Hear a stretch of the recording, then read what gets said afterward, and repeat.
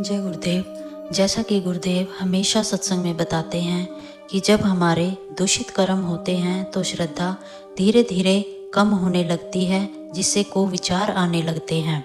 दूषित कर्मों के परिणाम स्वरूप श्रद्धा कैसे धीरे धीरे समाप्त हो सकती है। एक गांव में नारायण शर्मा नामक व्यक्ति रहते थे। एक दिन वे अपने कुछ साथियों के साथ कवालजी नामक तीर्थ स्थान गए, जहां उन्होंने एक भिखारी को देखा जिसकी दोनों टांगें कटी हुई थी। साथियों में से एक ने दया भाव से पूछा, भाई तुम्हारी टांगें कैसे कटी, कोई दुर्घटना हुई थी क्या?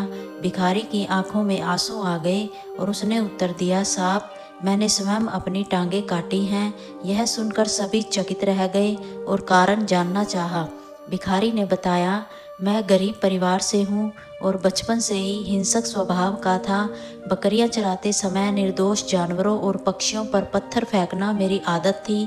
एक दिन जंगल में एक हिरनी के नवजात बच्चे की चारों टांगें कुल्हाड़ी से काट डाली।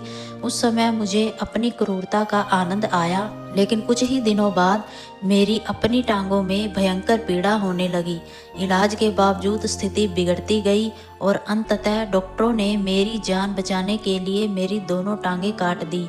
अब मैं इस तीर्थ स्थान पर भीख मांगता हूँ। मुझे अब समझ आया कि कर्मों का फल अवश्य मिलता है। यदि पहले सत्संग और श्रद्धा का सहारा लिया होता तो यह दुर्गति नहीं होती।